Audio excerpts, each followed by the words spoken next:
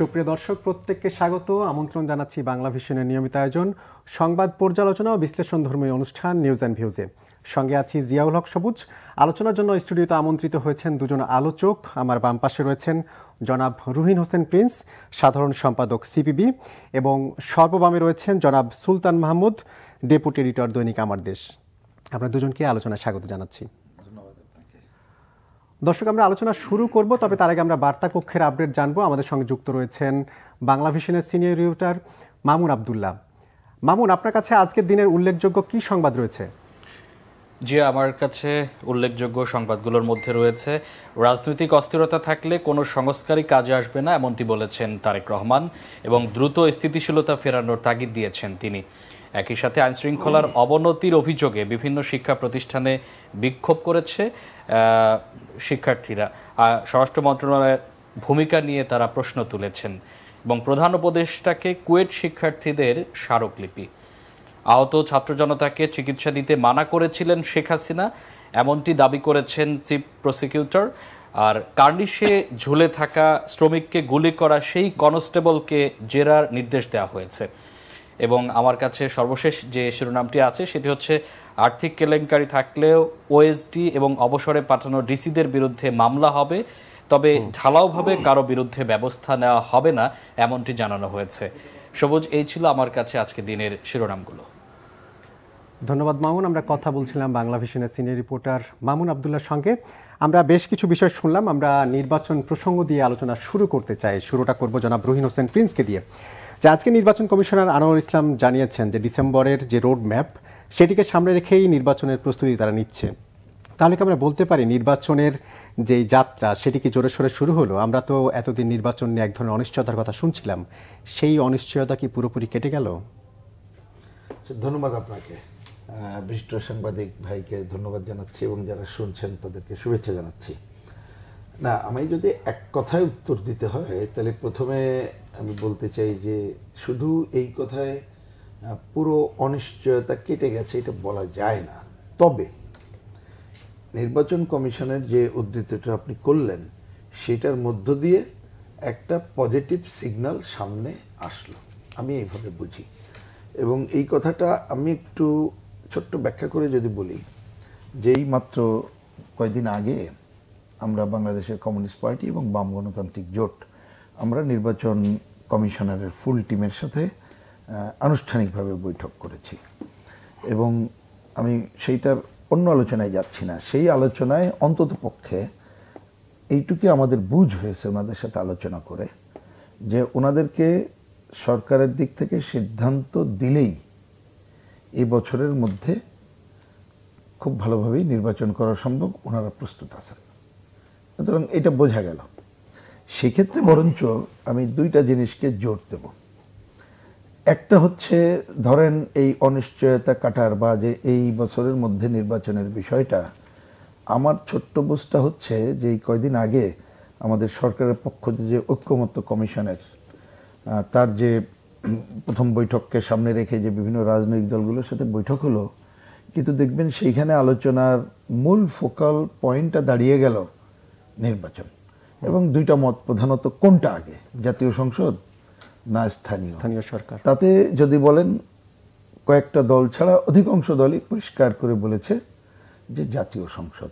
এবং আমাদের প্রধান উপদেষ্টার যে কথা প্রথম দিন থেকে, যে আমি ঐক্যমত্য বা অধিকাংশের মত, সব জায়গায় তো আর 100% ঐক্যমত্য আশা করা যাবে না, কোথাও কোথাও 100% দরকার আছে, কোথাও না হলেও চলে। তো এই জায়গায় আমি মনে করি যে এই কথাটা বুঝেই, আমাকে যদি আমি বুঝে থাকি, তো তিনি সাধারণভাবে সিদ্ধান্ত নিয়েই নেবেন আশা করি, যে এই বছরের মধ্যে। এর বাইরে আরও খুব খোলা মনে বলতে চাই, কারণ আমাদের তো উপদেষ্টাও অল্প কয়েকজন, নানাভাবে তো পরিচয়, এবং পত্রপত্রিকার মধ্যে দেখবেন হ্যাঁ সামান্য ডিফারেন্স আছে। যেমন তার পরের দিনে একজন উপদেষ্টা খুব আকস্মিকভাবেই আবারও বলে ফেললেন স্থানীয় সরকার নির্বাচনের কথা, কিন্তু পরের দিন দেখবেন তিনি আবার কথাটা ঘুরিয়ে ফেললেন। আবার অনেকের সাথে কথা বলে দেখবেন তারা সুনির্দিষ্টও করলো যে তারা আশা করছি যে আগস্টের মধ্যে নির্বাচন কমিশন তারা হয়তো শিডিউলটা ঘোষণা করবেন। সেটা কি সমন্বয়হীনতার ঘাটতির কারণে? না, আমার মনে হয়, আমি সমন্বয়হীনতার থেকে বলবো যে ধরেন এটা তো ইউনাইটেড কোনো পলিটিক্যাল পার্টিগুলোর কোনো মানে জোট না যে তারাই ক্ষমতাসীন হয়েছেন। সুতরাং এদের মধ্যে নানা মত আছে এবং এই নানা মতের প্রতিফলন প্রথম দিন থেকে যেটা দেখছি থাকাটাই আমি স্বাভাবিক দেখছি। কিন্তু আমরা মূল জায়গায় ধরতে চাই প্রধান উপদেষ্টার যে বক্তব্য সেটাই, এবং তিনি আমাদের সাথে অল্প কয়েকবারে যতটুকু দেখা হয়েছে তিনি যে কথাটার সাথে আমরাও গুরুত্ব দিতে চাই, ঐক্যমত্য, অধিকাংশের মত, এই গুরুত্বটাকেই প্রধান ধরেছেন। সেই বিবেচনায় আমি আমার কথায় এই ভরসাই রাখতে চাই। আর নির্বাচন কমিশন, আমি বললাম যে আমাদের সাথে কথা, এবং আজকেও মিডিয়ার মাধ্যমে ওনারা যেটা বলেছেন তাতে ওনারা প্রস্তুত আছেন। আমি বরঞ্চ অনুরোধ করব খুব বিনীতভাবে, যদি এখন থেকেই নির্বাচন কমিশনকে সুনির্দিষ্ট সময়টা বলে দেওয়া হয়, তাহলে নির্বাচন কমিশনের ধরুন ন্যাচারাল কতগুলো তো তাদের জনবল, আপনার কিছু মেশিনারিজ, এই ধরনের আমরা আলোচনায় বুঝেছি, বা ধরেন কতগুলো আইন প্রণয়ন করতে হবে, সংস্কারের ঐক্যমত্য হলে কতগুলো কাজের মধ্যে ঢুকতে হবে, এই কাজগুলো যত দ্রুত তাদের বলা হবে যে ওই সময় তোমরা করো, তাহলে কিন্তু তারা তাদের একটা রোডম্যাপ করতে পারে। এই রোডম্যাপটা আরও জরুরি কেন, সেটা আমরা যখন দেখা করেছি ওনাদেরকে বলেছি যে আমরা এসেছি একটা আপনাদের সাথে পরিচয় বুঝতে, আর একটা এসেছি ভালো নির্বাচন করতে গেলে আমাদের কি সহায়তা আপনারা চান। এবং আমি আপনাদেরকে একটা কথা বলি ভাইকেও জানার জন্যে, যেমন অনেকগুলো সহায়তার বলেছেন, আমি সময়ের দিকে যাচ্ছি না। একটা সহায়তা যেমন ওনারা বললেন এবং খুবই পজিটিভ আমি মনে করি, যেমন সেটা হয়তো অত আমাদের আইসাইডে ছিল না, ওনারা ওনাদের প্রাইমারি মত বললেন যে প্রায় 30 লক্ষের মতো যারা হয়েছে মানে ভোটার হয়েছে, এই ভোটাররা কিন্তু নতুন ভোটার না। ইন্টারেস্টিং খবর, নতুন বলতে আমি বলছি 18 বছরের নতুন না, তারা 35 বছরের আগেই ছিল কিন্তু হয়নি। এবং ওনাদের ফার্স্ট অবজারভেশন কেন হয়নি, ওনাদের বললো যে এটা আমাদের প্রাইমারি অবজারভেশন, ভোটের প্রতি মানুষ আগ্রহ হারিয়ে ফেলেছে, তাহলে তাকে উদ্যুক্ত করতে হবে। দ্বিতীয় আরেকটা পয়েন্ট না বলে পারছি না আমি, এটা পজিটিভ, এই সুযোগে আমি কিন্তু মেসেজটাও জনগণকে দিচ্ছি। ওনারা যেটা বললেন ওনাদের প্রাইমারি অবজারভেশন নারী ভোটার আরো হওয়ার কথা, কিন্তু সংখ্যা কম। কেন, ওনাদের একটা ফাইন্ড আউট করেছেন, বিশেষ করে আমাদেরকে অনুরোধ করেছেন আমরা যাতে সহায়তা করতে পারি, প্রচার করতে পারি, রাজি আছি।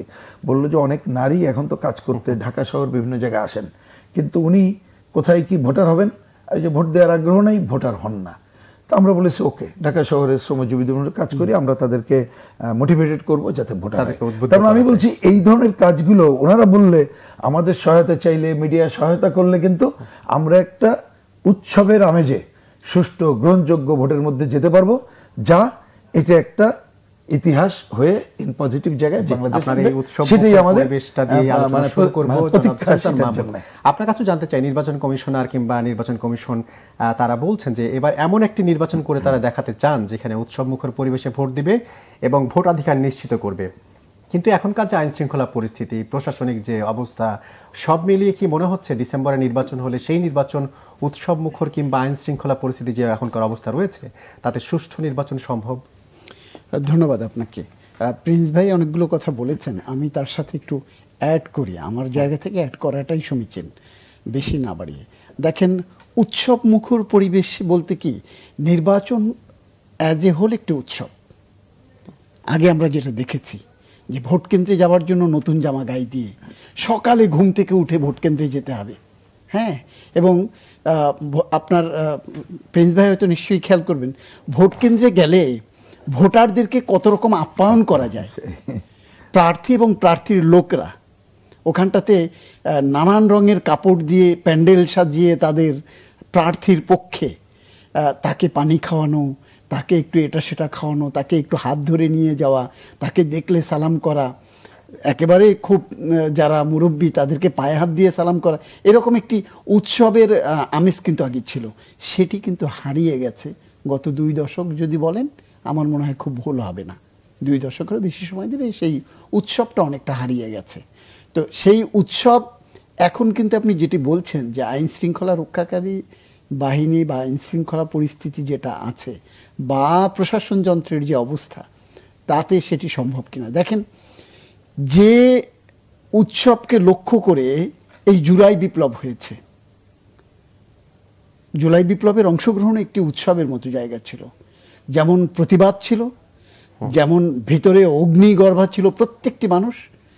যে ছেলেটি কখনো মিছিল দেখে নাই, সমাবেশ দেখে নাই, সেও টেলিভিশনের পর্দায় দেখে তার বাবা মাকে বলেছে আমাকেও নিয়ে চলো। এবং এই ওখান থেকে যখন জুলাই বিপ্লব হয়েছে, আমি মনে করি যে এই মানসিকতাটা যারা তরুণ তাদের মধ্যে এখনো বিরাজমান, যে তারা যে আগুন জ্বেলেছে, যে তেজদীপ্ত তাদের যে অবস্থান তারা রাজপথে দেখিয়েছে, সেটি ভোটের মাঠেও দেখাতে চায়। তাহলে রাজনৈতিক দলগুলোর মধ্যে কারো কারোর মধ্যে যে একটা ধরনের নির্বাচন নিয়ে অনিশ্চয়তার কথা শোনা যায়, এই সুরটা কেন? আচ্ছা, নির্বাচন নিয়ে অনিশ্চয়তার কথা রাজনৈতিক দলগুলোর কথা বলছেন, দেশের অতি পুরনো রাজনৈতিক দল, তার নেতৃত্বে যিনি আছেন আমাদের প্রিন্স ভাই, তাদের মুখ থেকে আমার কাছে কখনো অনিশ্চয়তার গল্পটা আমি শুনিনি। বরং অনিশ্চয়তাটা এই জায়গা থেকে এসছে যে কবে নাগাদ হবে, সময়টার দিনক্ষণটা একটি ব্যাপার ছিল, যেটা কিছুদিন আগেও প্রিন্স ভাইরা বলেছেন 10ই জানুয়ারির মধ্যে রোড ম্যাপ ঘোষণা করতে হবে। খুব দরাজ গলায় প্রিন্স ভাইরা বলেছেন যে 15 তারিখের মধ্যে, 15 জানুয়ারির মধ্যে নির্বাচন। এখন আপনি খেয়াল করে দেখবেন, আপনি মাঠের সংবাদকর্মী হিসেবে, প্রধান উপদেষ্টা কিন্তু বেশ আগেই তিনি যে দ্রুততম সময়ের মধ্যে নির্বাচন করতে চান তার একটি কিন্তু ইঙ্গিত উনি দিয়েছেন।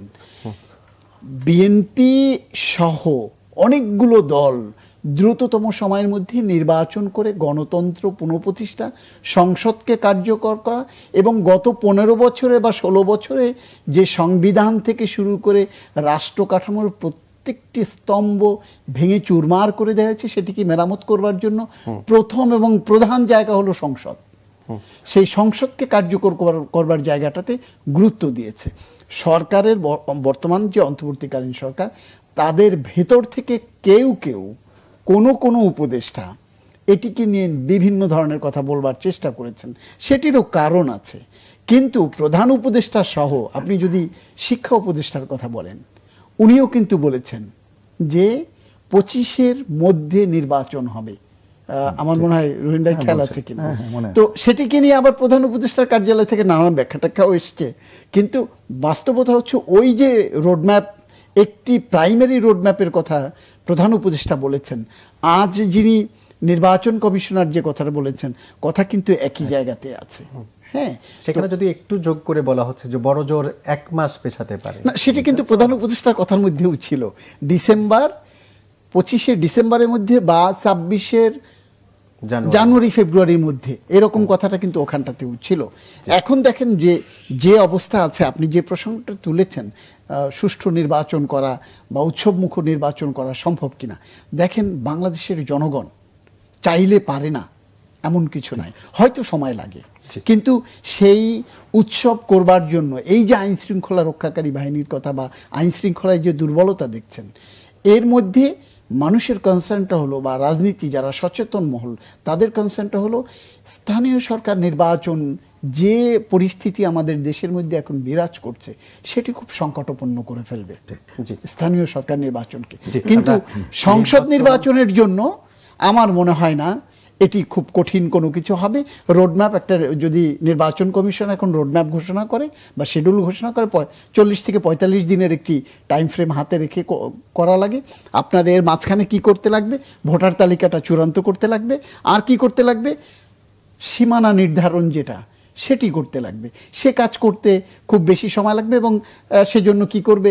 আর কতগুলো কাজ আছে, রাজনৈতিক দলের নিবন্ধন, হ্যাঁ নিবন্ধন করতে হবে, এগুলো একটা রুটিন ওয়ার্কের মতো কতগুলো কাজ আছে। এটি করতে যে সময় আছে, আমার মনে হয় যে সরকার আন্তরিক যদি হয়, সরকার যদি গ্রিন সিগন্যাল দেয় এবং ওই ঐকমত্যের যে কথাটা বলা হয়েছে, ঐকমত্য বলতে সবাই মিলে একমত হবে, এটি আমাদের মনে হয় খুব দূরও হয়ে যাবে, but majority must be granted একটি কথা আছে।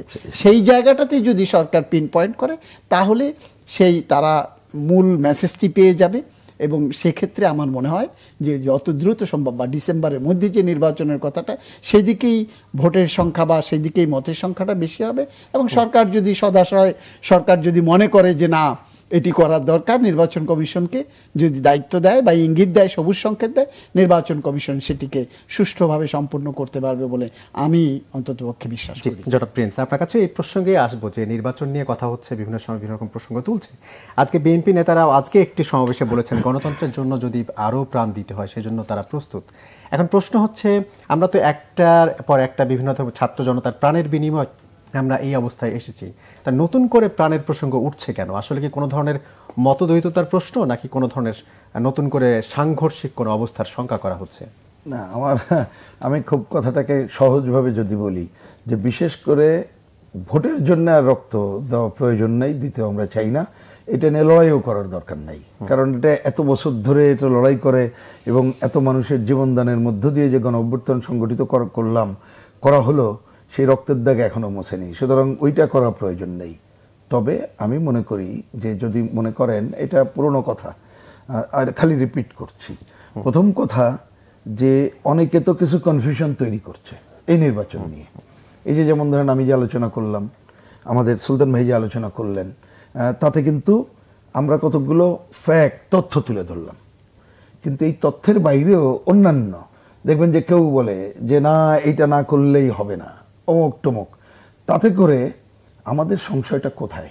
ধরুন নানা মত কেউ প্রচার করতে পারে, তাতে কোনো আমি ব্যক্তিগত সমস্যা দেয় না, কিন্তু মনে রাখতে হবে আমরা যে গণঅভ্যুত্থানে বিজয়ী হলাম, এর বাইরে আমার বিবেচনায় 3টা অপশক্তি সম্পর্কে আমাদের সচেতন থাকা দরকার প্রতিবার। একটা হচ্ছে পতিত অপশক্তি, তারা চাইবে যে কোনোভাবেই এই যে পজিটিভ জায়গায় ডিস্টার্ব করতে। দ্বিতীয়ত হচ্ছে দীর্ঘ গণতান্ত্রিক শাসনে বেড়ে ওঠা এই দেশের অভ্যন্তরে নানা ধরনের অপশক্তি, আরো তারা কিন্তু চাইবে তাদের স্বার্থ আদায়ের জন্য নির্বাচনকে ডিলে করে নিজের সুযোগ সুবিধা আদায় করতে পারে কিনা। এর মধ্যে কেউ তথাকথিত কিংস পার্টি করেও করতে পারে কিনা, সেগুলোও কিন্তু ঢুকে যাবে এই অপশক্তির মধ্যে।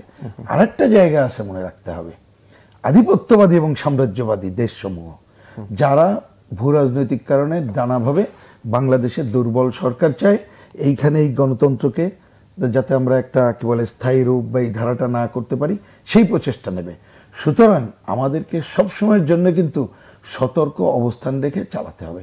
সুতরাং এই কনফিউশন কারোর হতে পারে, কিন্তু আমরা এখনো পর্যন্ত সেই আস্থা রেখে আগাতে চাই যাতে করে আমরা আগাইতে পারি। আমার শেষ একটু ছোট্ট কথা বলি, সেটা আজকে একটা জায়গায় বলছিলাম। দেখুন, একটা পপুলার উদাহরণ আসে যে বিচারপতি শাহাবুদ্দিন সাহেবের সময় আমরা তো অল্প সময়ে ভালো নির্বাচন করেছিলাম, কথা ঠিক, কিন্তু একটা জিনিস হচ্ছে অল্প সময় যেমন করা যায়, আর একটা হচ্ছে ওই সময় কিন্তু 90-এর গণঅভ্যুত্থানের মধ্য দিয়ে মানুষের একটা পজিটিভ জায়গা থাকতে থাকতে আপনি যদি একটা কাজ করেন দ্রুত করতে পারবেন। কিন্তু যদি ধরেন এখন আইন শৃঙ্খলা পরিস্থিতির অবনতি, নানা সংকট যদি দেশের মধ্যে থাকে, তখন কিন্তু ইচ্ছা করলেও আপনি ভালোভাবে কাজ করতে পারবেন না।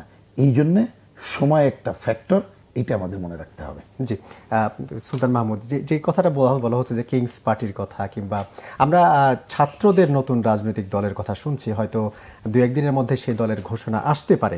এখন প্রশ্ন হচ্ছে, নতুন যে দল গঠন বা নতুন যে দল আসছে বা রাজনৈতিক দল, এটা নতুন করে রাজনীতির জন্য চ্যালেঞ্জ বলে মনে করেন কিনা?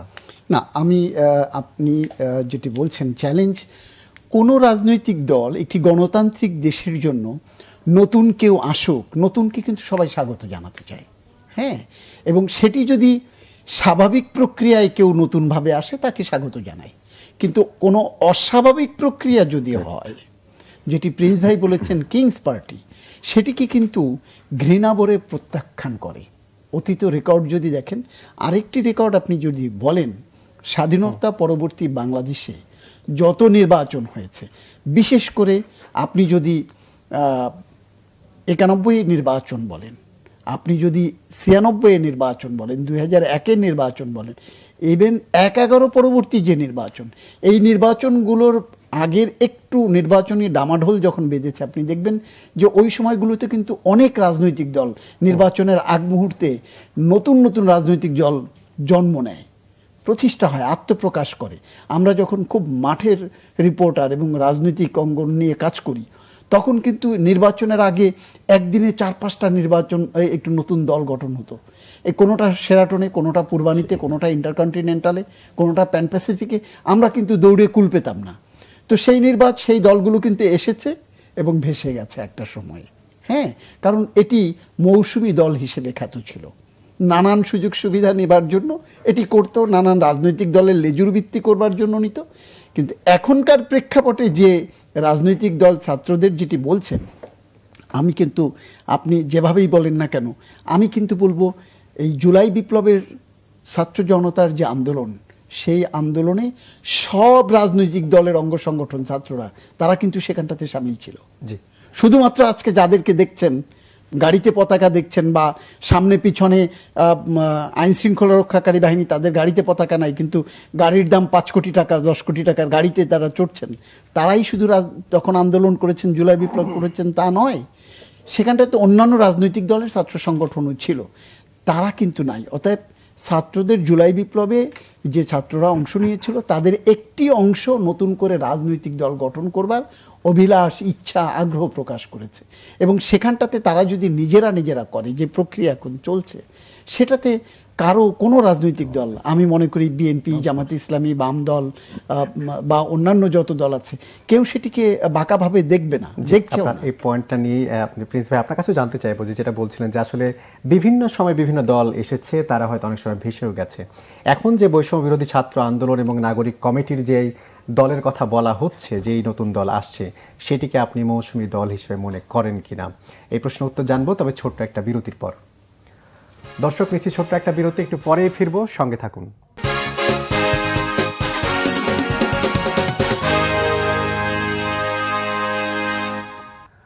দর্শক, বিরতির পর আরেকবার স্বাগত নিউজ অ্যান্ড ভিউজে। আমরা আলোচনা করছি, স্টুডিওতে আমন্ত্রিত হয়েছেন জনাব রুহিন হোসেন প্রিন্স এবং আছেন জনাব সুলতান মাহমুদ। আমরা বিরতির আগে জনাব প্রিন্সের সঙ্গে কথা বলছিলাম, যেই প্রসঙ্গটি তুলেছিলাম যে বৈষম্য বিরোধী ছাত্র আন্দোলন এবং জাতীয় নাগরিক কমিটি যেই দল করতে যাচ্ছে, সেই দল কি আসলেই কোনো মৌসুমী দল হিসেবে আবির্ভূত হতে যাচ্ছে? আচ্ছা, আমি এই ব্যাপারে প্রথমে একটু বলি, এটা কারেক্টলি উনি বলেছেন, এবং আমিও এই আলোচনা যখন শুরু হয়, যখন জিজ্ঞেস করেছিল, আমি জেনারেলি বলেছিলাম যে নির্বাচন এই বছরের মধ্যে হলে দেখবেন মিনিমাম 30-40টা দল হচ্ছে, মানে এটা মনে রাখা দরকার। এবং আমি দেখলাম আজকের পত্রিকা একটা আসছে, ইতিমধ্যে নাকি 16টা দল অলরেডি, তার মানে দল অনেকগুলো হবে। কিন্তু অন্য দলের সাথে উনি ভাই ঠিকই বলেছেন যে বৈষম্য বিরোধী আন্দোলনের এক অংশ যে রাজনৈতিক দল করছে তাকে মেলাতে চাই না, এবং মেলানোটা যথাযথ না। কারণ তারা যেভাবে হোক, অনেকেই তো এই আন্দোলনের লিডে ছিল, সামনের কাতারে ছিল, তারা তাদের বিবেচনা সুনির্দিষ্ট ইতিমধ্যে করতে পেরেছে কিনা আমার জানা নেই, কিন্তু তারা তো একটা আলাপ আলোচনার মধ্য দিয়ে এসেছে। তা আমি আশা করব যে তারা হয়তো তাদের বক্তব্যগুলো সুনির্দিষ্ট করবে এবং তাদের একটা লিখিত ঘোষণাপত্র, গঠনতন্ত্র, রাজনৈতিক বক্তব্য সুনির্দিষ্ট থাকবে। সুতরাং অন্য দলের সাথে আমি এই জায়গাটাকে মিলাতে চাই না, এটা হচ্ছে এক কথাই। কিন্তু এই কথাটা মনে করে দিতে চাই, আমরা তো একটা আন্দোলন, এত বড় আন্দোলনে যারা অংশ নিয়েছে, কারণ রাজনীতি সম্পর্কে তো একটা নেগেটিভ অ্যাটিচিউড তরুণ প্রজন্মের মধ্যে ছিল, তারা যদি একটা পজিটিভ রাজনীতিতে আসে, সে তো ভালো খবর, আমার সাথে নাও মিলতে পারে, কিন্তু এটা তো ভালো খবর, মনে রাখতে হবে। সেই জন্যে ভালো হবে কোনটা, ইতিমধ্যে আমাদের আলোচনা আসছে, ওই যে সরকারের ছত্রছায়া হলে এইটার যে নেগেটিভ ধারা থাকে, কিন্তু তারা যে আন্দোলনের যতটুকু মানুষের মধ্যে ছিল, সেই জনতার কাতার থেকে উঠে এসে যদি করে, তাহলে কিন্তু তারা তাদের একটা, এখন না পারুক, ইন লং টার্ম নিশ্চয়ই তারা তাদের কিছুটা দায়িত্ব পালনের ক্ষেত্রে মানুষের কাছে পজিটিভলি যেতে পারবে বলেই আমার প্রত্যাশা থাকবে, আমি সেটা প্রত্যাশাও করি। জি, আমরা একটু ভিন্ন প্রসঙ্গে আলাপ করতে চাই। আজকে ডোনাল্ড ট্রাম্পের একটি বক্তব্য ঘিরে বেশ বিতর্ক, বিশেষ করে তিনি বলেছেন যে সার্বিক রাজনীতি শক্তিশালী করতে বাংলাদেশের একটি সংস্থাকে $29 মিলিয়ন দিয়েছে যুক্তরাষ্ট্র। তো যদিও তিনি খোলাসা করেননি আসলে কাকে দিয়েছেন বা কারা পেয়েছে, শুধু এটুকু বলেছেন এমন একটি সংস্থাকে দেওয়া হয়েছে যেই সংস্থার কথা কেউ শোনেনি, এমনকি তাদের সংস্থার মাত্র 2জন ব্যক্তি রয়েছে। আসলে কোন সময়ে কারা এই অর্থ পেয়েছে, এরকম কোনো ধারণা কি আমরা পেয়েছি? ধন্যবাদ। আপনি যদি ডোনাল্ড ট্রাম্প যেটি বলেছেন, আমি মনে করি যে নিশ্চয়ই উনি এটির ব্যাখ্যা দেবেন, এবং উনি বলেছেন যে একটি বিজনেস ম্যাগাজিনে সেটির প্রচ্ছদে তাদের ছবি থাকবে, যাদের কথা উনি বলতে চেয়েছেন, খুব শিগগিরই সেটি আসবে। আমি মনে করি তার আগে হয়তো উনি একটি ব্যাখ্যা দেবেন। কিন্তু যে সময়ের কথা বলেন আপনি, যদি যে সংস্থার মাধ্যমে আমেরিকা বা ডোনাল্ড ট্রাম্পের সরকার বা তার দেশ বিভিন্ন দেশে অর্থায়ন করে থাকে, সেই সংস্থাটি যদি আমরা বলি ইউএসএআইডির কথাই যদি আমরা বলি, বা আমেরিকান বা ইউএস গভর্নমেন্টের কোনো ফান্ড বাংলাদেশে ঢুকতে হলে সেটি গত 15 বছরে বা গত 16 বছরে যে কি কাঠখড় পোড়াতে হয়েছে সেটি এনজিও ব্যুরোর সাথে যাদের মিনিমাম যোগাযোগ আছে তারা জানে।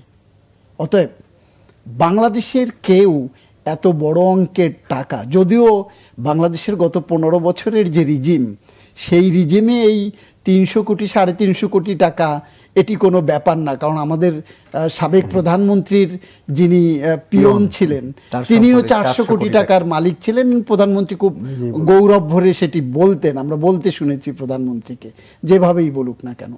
তো সেটি কোনো ব্যাপার না। কিন্তু কোনো ব্যক্তি বা প্রতিষ্ঠানের মাধ্যমে এই টাকা আসতে হলে কতগুলো আমেরিকান যে ল আছে, ফান্ডিং যে আইন কানুন আছে, সেই আইন কানুন অনুযায়ী যদি এরকম কোনো টাকা পেতে হয়, সংগঠনের ক্ষেত্রে তাদের নিবন্ধন বা ব্যক্তির ক্ষেত্রে সেরকম তাদেরও ওখানে নিবন্ধনের ব্যাপার থাকতে হয়। বাংলাদেশে এই সরকারের সময় তো নাই, কারণ এই সরকারের মেয়াদ মাত্র 6 মাস, আর ট্রাম্প এসছে ক মাস। তার তো এখন পর্যন্ত অভিষেক চলছে এখন এই ট্রাম্প সরকারের এই দ্বিতীয় দফায়।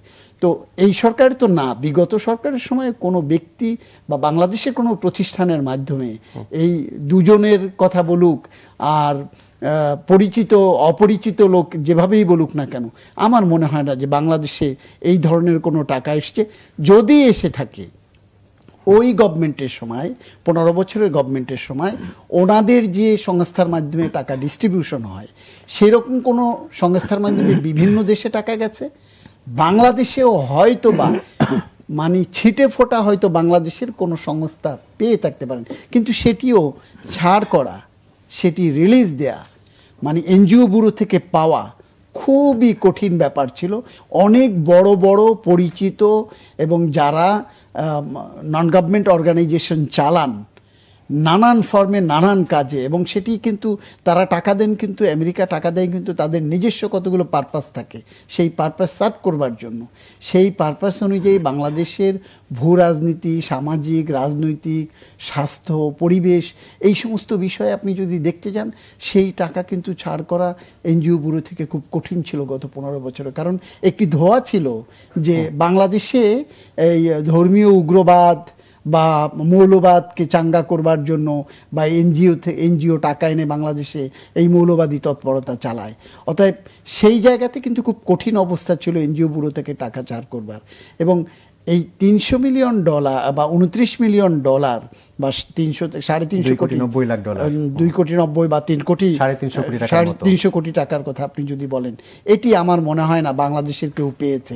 আমি আশা করতে চাই বা আমি বিশ্বাস করতে চাই খুব শিগগিরই এটির একটি স্পষ্ট ব্যাখ্যা আমেরিকান গভর্নমেন্ট থেকে আসবে। জি জনাব প্রিন্স, আপনার কাছে একই বিষয়ে জানতে চাইবো যে হঠাৎ করে মার্কিন যুক্তরাষ্ট্রের প্রেসিডেন্ট তিনি কেন হঠাৎ করে এই প্রসঙ্গই বা তুললেন? কারণ ইউএসআইডি তো বিভিন্ন জায়গায় ফান্ডিং করে থাকে, আর যেটি সুলতান মাহমুদ বলছিলেন যে বাংলাদেশের সাবেক প্রধানমন্ত্রীর পিয়নের যেখানে 400 কোটি টাকার সম্পদ, সেখানে ট্রাম্পের যে ডলারের প্রসঙ্গ তুলেছেন, সেটি আসলে বাংলাদেশকে এক ধরনের আন্ডার এস্টিমেট করার মতো মনে করেন কিনা?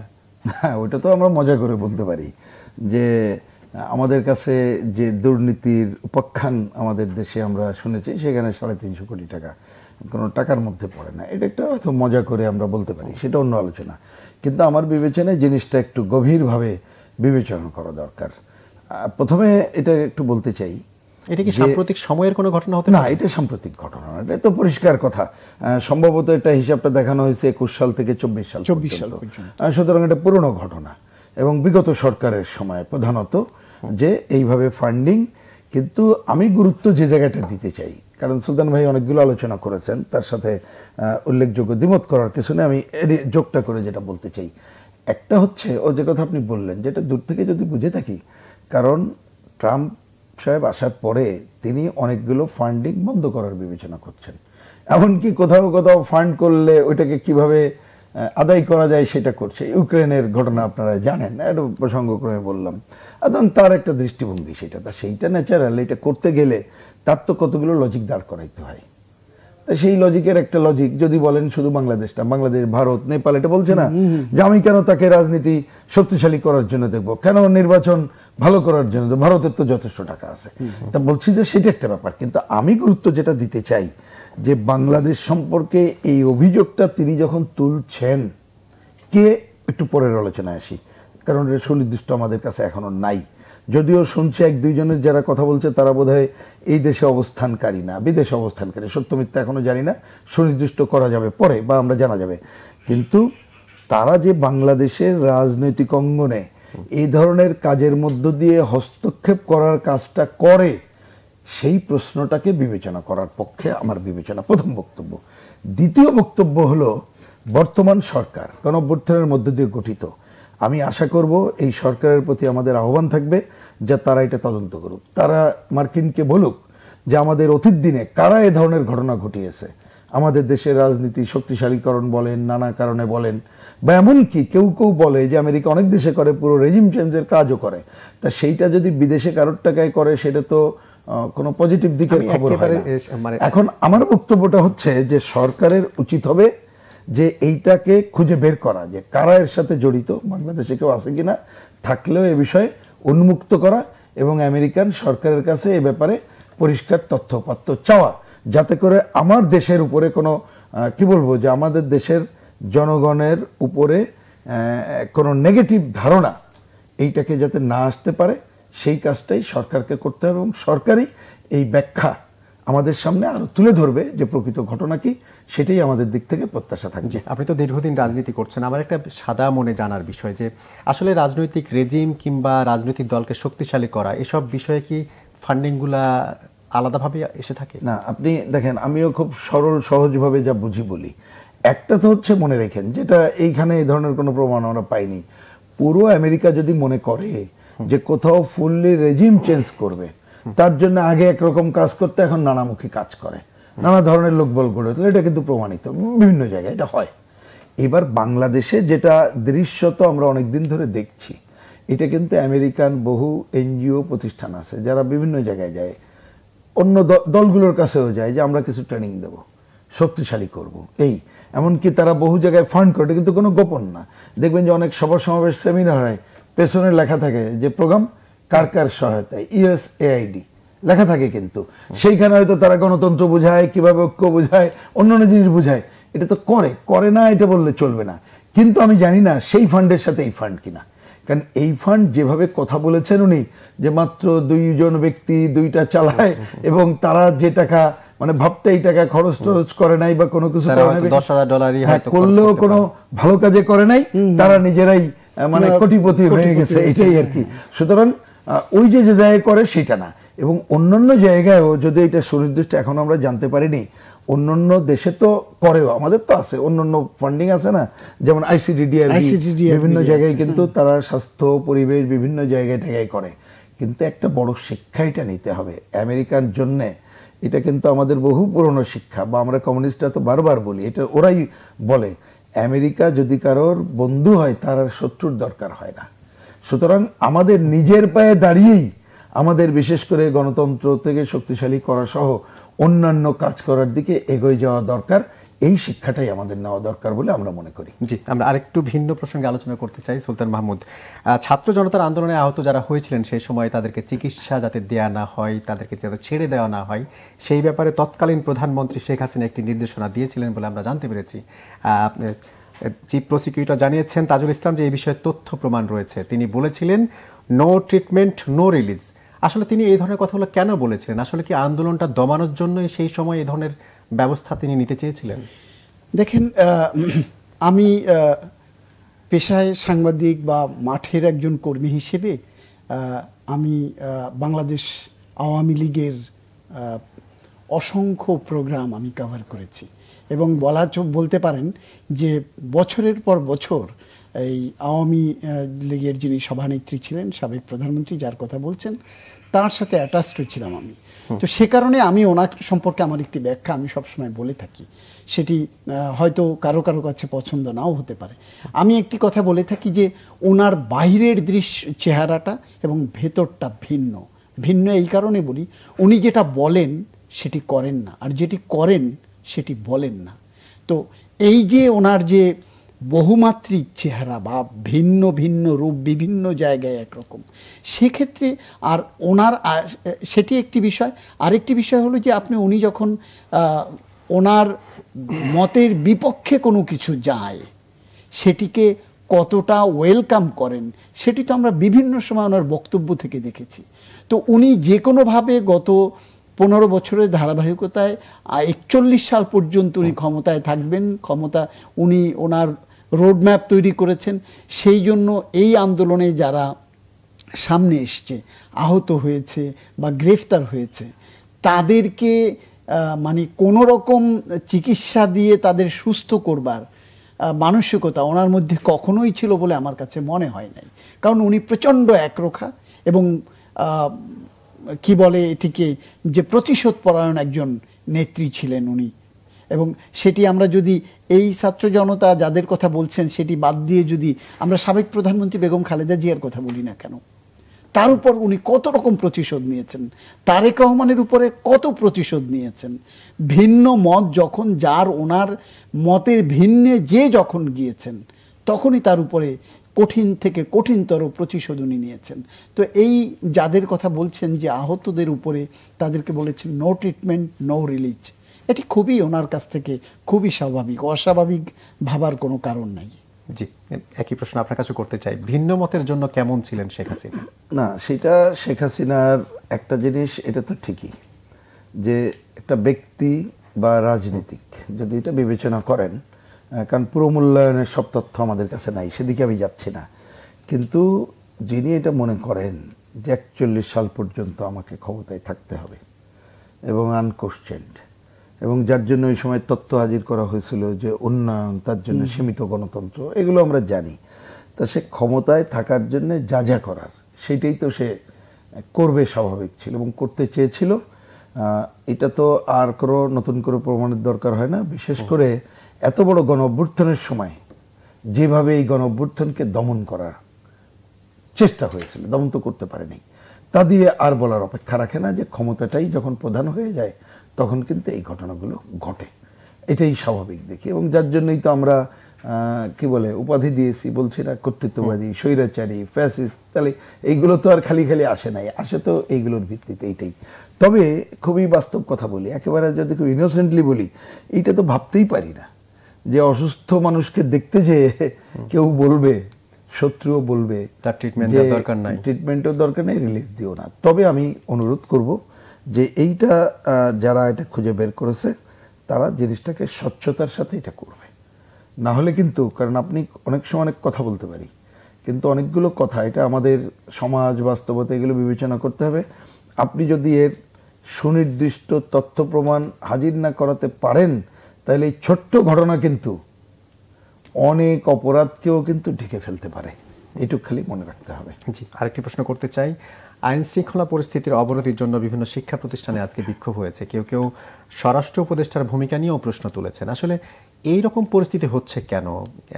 কেন আইন শৃঙ্খলা পরিস্থিতি এতদিনেও 6 মাস পরেও কাঙ্ক্ষিত পরিমাণ উন্নতি হচ্ছে না? আমার ছোট দুটো মন্তব্য। প্রথমে এটা খুবই কি বলবো, যে আমার বিবেচনা একটা পজিটিভ ভূমিকা যে ছাত্ররা আন্দোলনে অংশ নিয়েছিল। আমি দু একটা জায়গার খবর অল্প স্বল্প টেলিভিশনে দেখতে পারলাম, তাদের ভয়েসটা। ইডেন কলেজের ছাত্রীদের দেখলাম, ব্র্যাক বিশ্ববিদ্যালয়ের ছাত্রদের দেখলাম, আরও এরকম দু একটা জায়গায় তারা যে কথাগুলো বলছে এটা ন্যায়ের কথা এবং তাদের ক্ষোভের কথা এবং বাস্তব চিত্র তুলে ধরেছে। এই জন্যে আমি ধন্যবাদ জানাই, কারণ আসলে এটা আমরাও অনেক সময় বলেছি যে এই যে ঘটনাগুলো ঘটছে এটাকে এই মুহূর্তে রুখে দাঁড়ানো এবং খামোশ বলা ছাড়া আর কোনো পথ আমাদের সামনে নেই। বিকজ সরকার ফেল করতেছে, এখন সরকার তো ফেল করতেছে, কিন্তু আমার দুঃখটা এবং ক্ষোভ হচ্ছে সরকার যে ফেল করতেছে এটা কেন স্বীকার করছে না। ধরুন বোঝার জন্য বলি, এই যে বড় বড় ঘটনা, বুলডোজার দিয়ে এই সমস্ত ঘটনা যখন ঘটলো তখন কিন্তু প্রধান উপদেষ্টা পর্যন্ত তিনি স্টেটমেন্ট দিলেন, তার ভেরিফাইড ফেসবুকে বললেন, কিন্তু বলার পরে কোনো ভূমিকা নেই। তাহলে এটা হচ্ছে না সেটাকে দেখতে হবে। আপনি যদি প্রথমে স্বীকার করি যে আমরা হচ্ছে না, তারপরে আপনি বেছে বের করেন। এখন বেছে বের করার আমি যদি 2-3টা পথ বলি, নাম্বার 1 হচ্ছে আইন শৃঙ্খলা বাহিনী দিয়ে জিনিসটা করব, কিন্তু আইন শৃঙ্খলা বাহিনীকে তো এখন আমরা আস্থায় নিতে পারিনি, সেটা বড় আলোচনা, আমি ওর মধ্যে আর ঢুকলাম না। তাহলে আপনাকে আস্থায় নেওয়ার কাজটা করতে হবে। আপনার কিন্তু নানা ধরনের অপতৎপরতা থাকতেই পারে, আমরা আগের আলোচনায় করেছি, সেইটাকে আস্থায় নেওয়ার কাজটা করতে হবে। দ্বিতীয়ত হচ্ছে সেইটা যদি নাও পারেন, আপনি মানুষের মনে যদি আপনি স্বস্তি না দিতে পারেন, তাইলে ভবিষ্যৎ যে আরো খারাপ জায়গায় যাবে। তাহলে এই আন্দোলনকারী যে শক্তিসমূহ, রাজনৈতিক দল বা অন্যরা, তাদেরকে নিয়ে স্থানীয় পর্যায়ে জননিরাপত্তায় আসেন ভূমিকা রাখার কাজটা আমরা করি।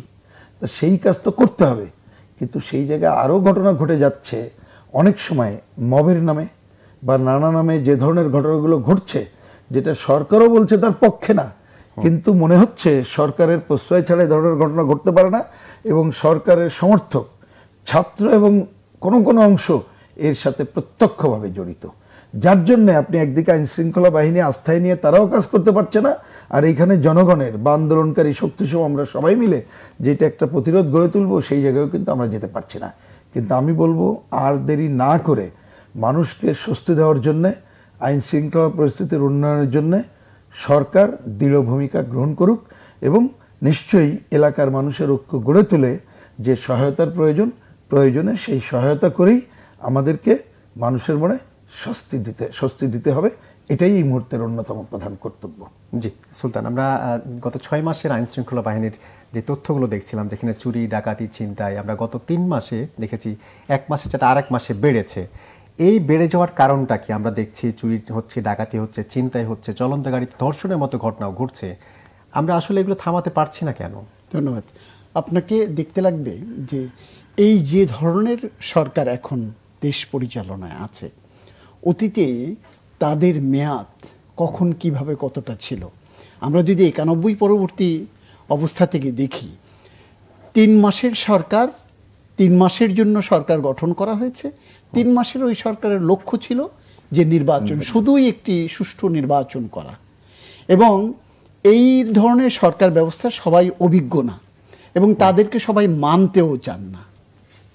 ঘটনাটি ইতিপূর্বে যে সময়গুলো গেছে সেরকমই হয়েছে, এবং তারা দ্রুততম সময়ের মধ্যে একটি নির্বাচনী রোডম্যাপ দিয়ে নির্বাচন করে তারা চলে গেছেন। তাদের লক্ষ্য ছিল একটা, এবং দেশের জনগণ, আপামর জনগণ থেকে শুরু করে সকল শ্রেণী পেশার মানুষকে কিন্তু ওই নির্বাচনী জোয়ারে ভাসিয়ে নিয়ে গিয়ে সব পথ বন্ধ করে দিয়েছে। সবাই ছিল ওই দিকটাতে, এবং তাদেরও লক্ষ্য উদ্দেশ্য ছিল কত দ্রুত একটি সুন্দর সুষ্ঠু নির্বাচন করা যায়।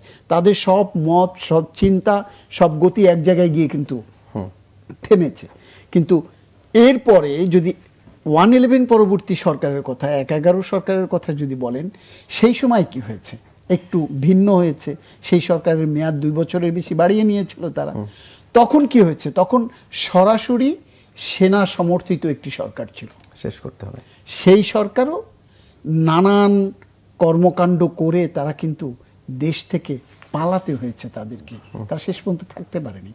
এই সরকার, যে কথাটা আমি শুরুতেই বলছিলাম, এই সরকারের কাজও কিন্তু আগের তত্ত্বাবধায়ক সরকারগুলোর মতোই, যেহেতু সংবিধান থেকে ফ্যাসিস্ট সরকার, তত্ত্বাবধায়ক সরকার ব্যবস্থা মুছে ফেলেছে, সেই কারণে এটির নাম হয়েছে অন্তর্বর্তীকালীন সরকার।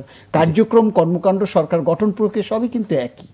তাদেরও যত দেরি করবে এই পরিস্থিতি তত জটিল হতে থাকবে। জি, আপনি কি 2-1 সেন্টেন্স যুক্ত করতে চান? আমার মনে হয় যে আলোচনাটা আমরা করলাম, আমরা তো সবাই মিলে স্বস্তি চাই। আইন শৃঙ্খলা পরিস্থিতির যে অবনতি, এটা আর দেখতে চাই না।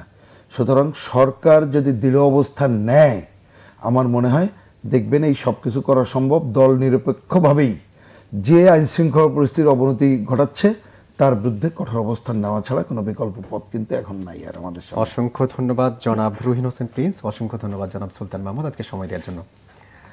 দর্শক, এই ছিল আজকে নিউজ অ্যান্ড ভিউজ। আগামী দিন দেখা হবে নতুন কোনো অতিথির সঙ্গে, নতুন কোনো বিষয় নিয়ে। সেই পর্যন্ত সবাই ভালো থাকুন। আল্লাহ হাফেজ।